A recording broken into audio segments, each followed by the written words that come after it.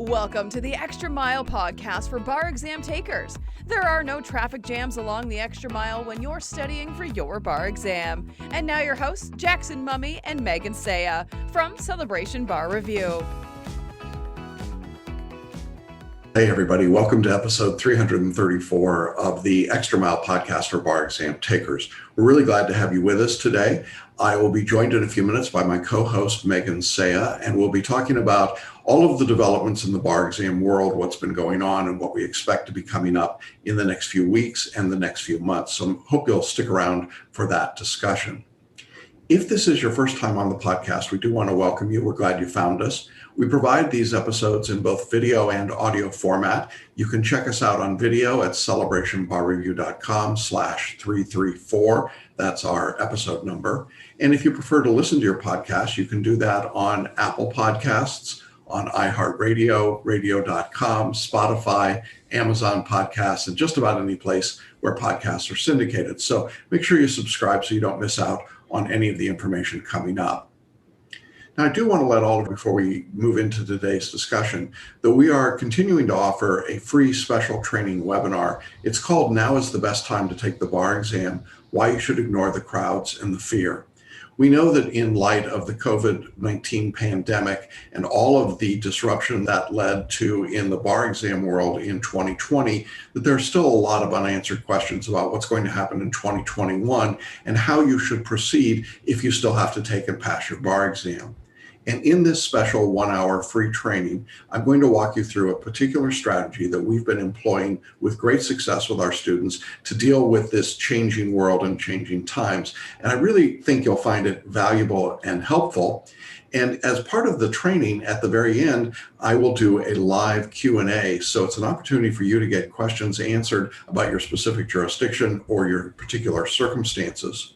Now, as I said, the training is free. We're offering it on Saturday at 5 p.m. Eastern. That's 2 o'clock Pacific time.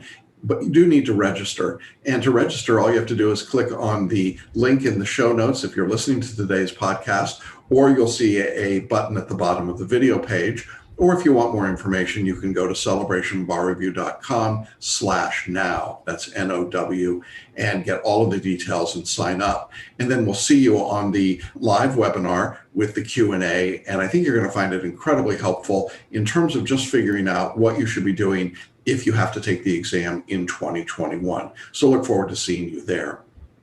It has been a busy week in the bar exam world. We've had some major announcements about online exams and states making their decisions. We've also had some information coming from New York about eligibility for their exam.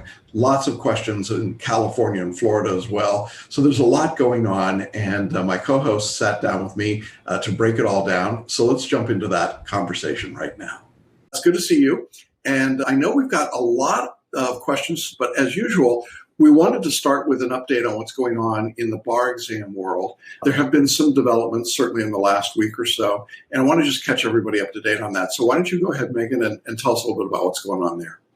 Great. So first, I just want to talk about really briefly about the states that are going online. So in case you didn't know, for those of you listening, the NCBE has said that it will be up to the jurisdictions, but they have the option of doing the February exam online rather than in person.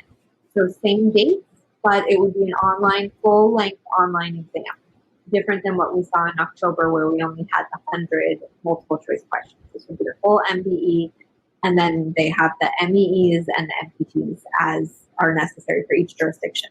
So the number of states that have opted to do the online is growing rapidly. Every day it feels like we get worried about a new one. So I just want to quickly run down. The big ones are California, New York, Georgia, Illinois, Tennessee. Those are going online. Additionally, Colorado, Pennsylvania, Massachusetts, Maryland, Connecticut, DC, New Hampshire, Nevada, and Vermont. So a lot of states. Keep an eye on it. If it's one of your jurisdictions that you are going to be taking the February test in or you have the option to, keep an eye on that because it's changing rapidly. But I think this is good news. It's giving test takers, particularly UBE, a good choice, I think, where they have the option to decide if you want to take it in person and you're doing the UBE, you can choose an in-person jurisdiction. And if you'd like to take it online, you can find an online jurisdiction that you meet the requirements of. Yeah. And I think it's important to emphasize that what states are going to be doing here is they'll have to choose whether they're going to give the online exam or the in-person exam. It's not a question of the applicant gets to choose. The state is making the choice, and then you'll have to decide. So if you're a UBE bar taker, you get to choose, in effect, if you want to be in person or online, as Megan was saying, based on what jurisdiction you go to, if that's available to you. But if you're in a jurisdiction like California or Georgia that's not part of the UBE, they've announced they're an online exam. So it is an online test. There is no alternative to that unless you have documented accommodations. And, some people will have those, but very few. So I think you need to assume that the exam is that way. What's your take on July 2021? Look into your crystal ball, Megan, and tell me what's going to happen. Are we going to be online or in person?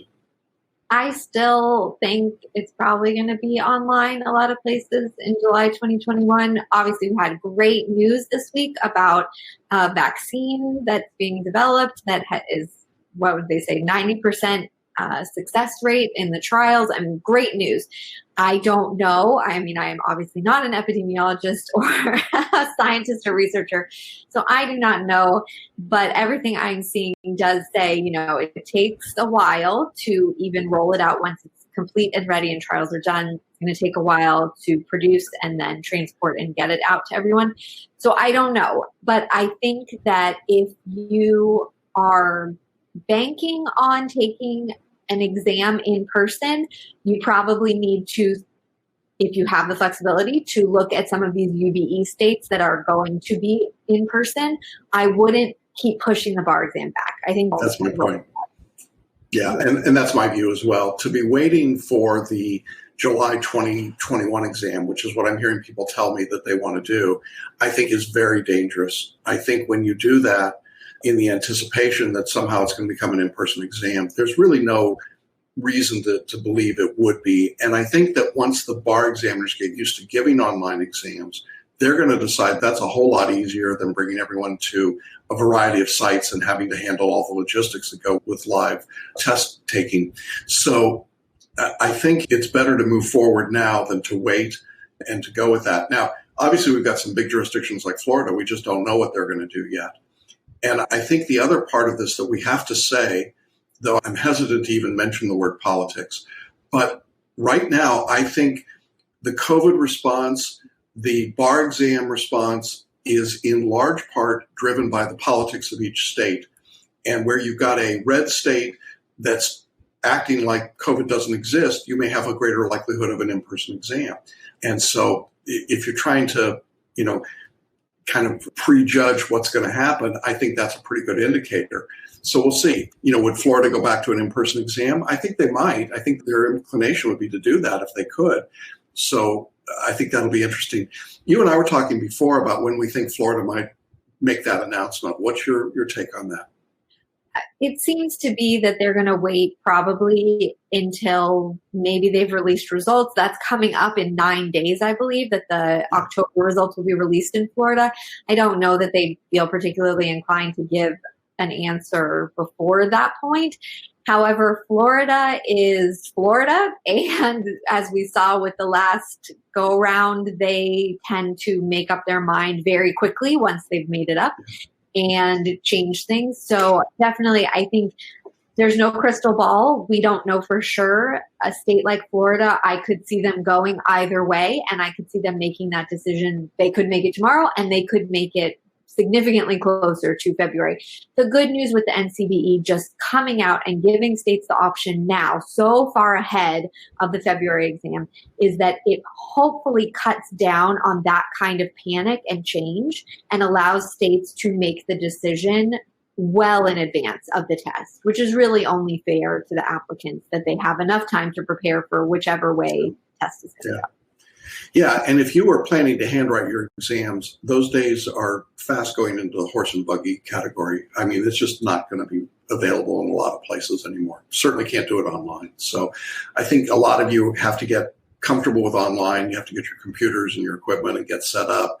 and start thinking and practicing as though you're taking an online test. I mean, that particularly if you've got to do a performance test, right? That's certainly one of the big changes and big differences. So keep watching. We'll keep letting you know what's happening there, but interesting times. And at least there's more clarity, certainly more clarity than we had going into the July exam, right? Yes, definitely. Definitely. I think this is good news on the whole. So keep an eye on the jurisdiction. All right. We have lots of questions in the chat box, so which I am not surprised by. Okay. A lot. All right. Well, let's take them. Yeah, go ahead. Brings up. So first, I want to say we've got some questions about with this MBE, online MBE. Have there been any announcements of adaptations to the standard MBE for this online version? No. Right. This is going to be the actual MBE as opposed to the October online test was not actually an MBE. It was 100 multiple choice questions on the multi-state subjects, but the NCBE was very clear that it was not to be held to the standard of their MBE, which is, goes through a more rigorous process than this 100 question version did. Yeah, I mean, you're going to have the evaluation questions. It'll still be 175 questions that count out of the 200. It'll be all 7 subjects. It'll be 25 questions per subject. And the NCBE has been very clear about this. This is the test they're going to give. It is the full-on MBE, and it'll be scaled against the entire country. So while we don't know how October tests are going to be measured, some are scaled, like in Georgia, some may not be in other states. For February 2021, it's the full-on multi-state. All right, another question. Florida only tested Florida in October, which I think they're talking about the Florida multiple choice questions. Any chance this will happen again in February? No. The February test is going to be a full-on bar exam, as far as we know. It'll be a 200-question multi-state exam. There will be 100 Florida multiple choice questions, as there historically have been.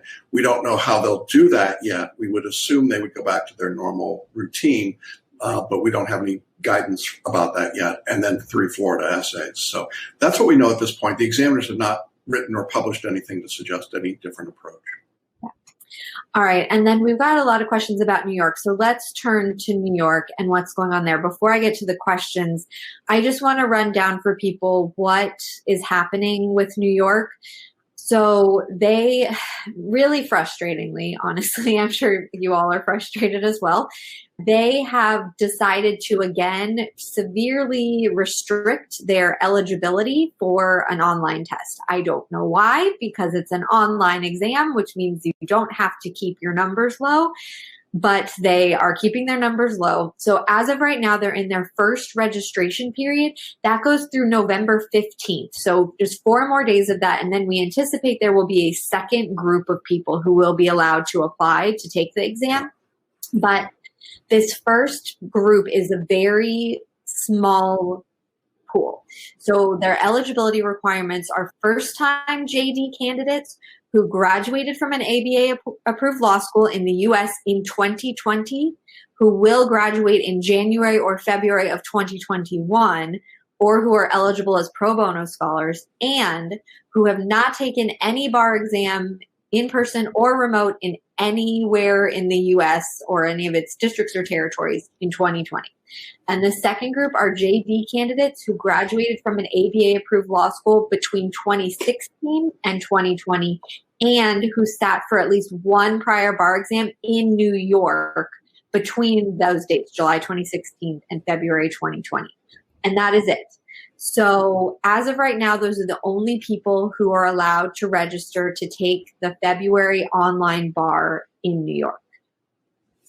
Yeah, it's clearly a limitation. I mean, there were 5,000 people, I think, that took the exam in October in New York, down from maybe 10,000 that you would have expected. That's what we predicted. I mean, it wasn't a surprise to us from that standpoint. I think it's, I don't know what the right word is, maybe a little disingenuous to suggest that the reason that they can't take more students in February is because it won't give them enough time to get ready for July. I mean, there's always going to be another bar exam, so I don't know how that solves anything. I think the more likely response here is that the examiners really are trying to cut down the number of applicants and the number of people coming into the New York bar. I think they recognize that foreign attorneys and repeat bar takers have a lower success rate, and therefore, from their standpoint, are more of a burden on the system because they have to grade them with less probability of admission, which I think is perverse, but I think ultimately that's what they're doing. So if you fall into those categories, a couple of things that we would suggest. One is, because we can't give you individual admissions advice, it's up to you to go to the New York Bar Examiner's website to look at those rules that Megan mentioned, to review them, and then contact the New York Bar Examiners, find out your circumstances. I had someone tell me today that they were told 3 years ago that they could postpone and they could take the exam anytime they wanted during 3 years. Well, this particular individual would not qualify under these new rules, so I have no idea whether or not they'll, honor that commitment or not. So you have to do that kind of work. But then I think the second thing you've got to do is start looking at alternatives. There is no one who is eligible or would have been eligible for New York under the UBE that is foreclosed from every other jurisdiction in the U.S. In other words, it's not like California Baby Bar or Massachusetts State School. You've got other options. Not a lot if you're a foreign trained attorney, for example, but you do have options. And so you're going to need to consider those and start looking at them. If you've taken and failed New York or the UBE multiple times and you don't qualify in New York, it's time to go somewhere else. Time to go to New Jersey or to go to Illinois or Colorado or New Mexico or Texas or wherever you want to go. But it's time to move away. And I think we need to be clear that the guidance from the New York Bar Examiners would seem to indicate that if you don't qualify to sit for the exam, that also means you don't qualify to have your score transferred in under the UBE, right? Is that your understanding of that rule? It's tough to tell. Yeah, it's tough to tell, but that's my interpretation. Yeah. Yeah, I would say call. Definitely call and find out. But it looks like they're saying, if we wouldn't let you sit for the exam, we won't let you transfer your score in from somewhere else for the exam. So I guess I'm in the uncomfortable position of being the guy that has to give you the really bad news, which is if you thought you were going to practice in New York and you failed this exam a bunch of times, that may not happen. And you may have to start considering alternatives. But the first step is check with the New York examiners. Please don't listen to us. Don't go on Reddit. Don't go on, Above the Law or JD's for All or what. Just none of those are good sources for this. The only source is the original source, and that's the bar examiners. So yes, hopefully that answered all the questions about New York. All right, we had a question about California. So this is from Tammy. I'm not totally sure. She says, for the California July 2019 bar exam, there's disclosure of subjects for the first day essays about 1 week before the exam, right? That was, Jackson, that was mistake. Yeah. Mistake, and they were given out, and so then they had to give them out to everyone. The bar gave some of the applicants the option of applying their fee to a subsequent exam. Any thoughts? I'm not sure. Well, if you were one of those people and the bar examiners gave you that option, contact them and see if they'll let you apply it now. My understanding was they were only going to allow it to go one exam past that. You can only defer it one time, but that may not be correct. So if you think if you think you're owed a sitting from the California examiners, contact them and do it sooner rather than later. All of these staffs are running still from home in a COVID environment, and particularly the big states like California, Florida, New York, Texas, it is tough to get communication back. So you got to be proactive. Yeah. But California is one of the states that has not restricted who can sit for their exam online. So, in fact, California saw huge numbers who took October online exams. So there's certainly not the problem that you have in New York of trying to transfer your application into this next go around. If you are eligible to sit in California in 2019, you should still be eligible to sit there today. Yeah, and in addition to that, when California results come out in January of 2021, they have indicated there'll be a 10-day window in which if you failed, you can go what they call an immediate retake into the February exam. Now, you can't wait until then to start your studying, but you certainly have the option to sit for that exam if you want. All right. And then one last question. It's kind of a big one that I think it was an email that you received about New York. All right. I was slated to take the UBE in New York, but because of the strict eligibility requirements, I don't qualify right now. I listened to your webinar about the announcement, the NCBE's announcement for February 2021 remote and in-person exam. Started looking at the list of UBE states. I know you said go where I'm comfortable. Do you have any insight as to which state might be a better option for a repeat bar taker like myself? Yeah, the UBE is the same test everywhere. So I think that if you're looking at a different UBE jurisdiction, find one that either geographically works for you, like if you live close to or in another state. Look for one that the application process is less cumbersome for you. And then ultimately ask yourself, are they going to give the test in that jurisdiction online or in person? And what do you want to do? Some jurisdictions that we have found are really good to work with would be DC, New Mexico. Those two in particular have just been really easy to work with, but that doesn't mean they're the only ones by any means. I mean, we've had success all around the country. Alabama, a lot of people have done well there. Missouri has been a good UBE jurisdiction. So I think it's just a matter of you picking one. But here's the important point, and the thing that people forget. It's exactly the same test in every UBE jurisdiction. So whether you sit in Texas or New York or Illinois or Colorado or New Mexico or DC, you're taking exactly the same test. So you can't forum shop that way.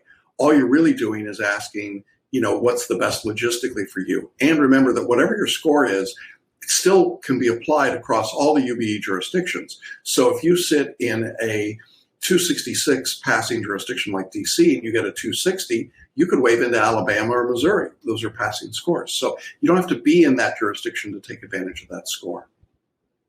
Great. You can also be listening to our podcast. It's another great source of information. So lots of different places to go with this. I think that as everybody kind of catches their collective breath post-election, post wherever we are in COVID, that it's important to just gather yourself, refocus on the bar exam. If you're taking the bar exam, it's for a good reason.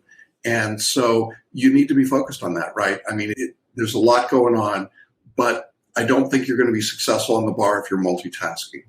Would you agree?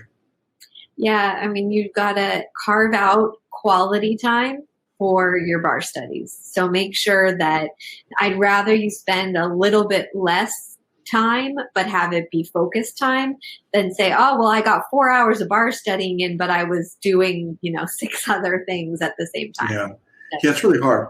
And I don't want to minimize this, particularly if you're a parent with young children at home. I mean, I know, Megan, you have to juggle all of that as well. And it's not easy. I mean, nobody is going to claim that this is easy. You can, if it's necessary, you can postpone your course with us as often as you want, as many times as you want. We've lifted all the barriers. There's no restrictions at all. So we're not going to put any pressure on you. But when you're studying, make it good study time. I mean, even if it's only an hour, make it good quality an hour. If you're trying to, do too many things at once, it's going to be poor quality in all of them. And I think you're going to regret that. And so follow the program that we've laid out for you and do it in the pieces that you can do, the way you can do it, and stay connected with us. Well, I think that's all I've got. I hope everybody is doing well. I hope that you are all staying safe and healthy. We're not going to talk to you before Thanksgiving, so we wish you all a wonderful Thanksgiving. It's probably going to be a little bit different this year for many people, but regardless of where you're having Thanksgiving, please don't bring your bar review books to the Thanksgiving dinner table. It does not go well. For those of you waiting on results in some jurisdictions, hang in there. We will let you know as we get information, and I know we're going to have a lot to talk about when we reconvene in December. Anything else you want to add, Megan? No, that's it. Just keep going with your studies. Like inertia, right. Your friend, go ahead and, keep it going. Don't stop. Don't take your foot off the gas, as you like to say, Jack. That's right. All right. Thanks, everybody, for being with us. Appreciate it. We're glad to see you all, and we'll see you in a few weeks. So take care. Bye-bye. Bye. Thanks for listening and watching the Extra Mile podcast for bar exam takers at celebrationbarreview.com.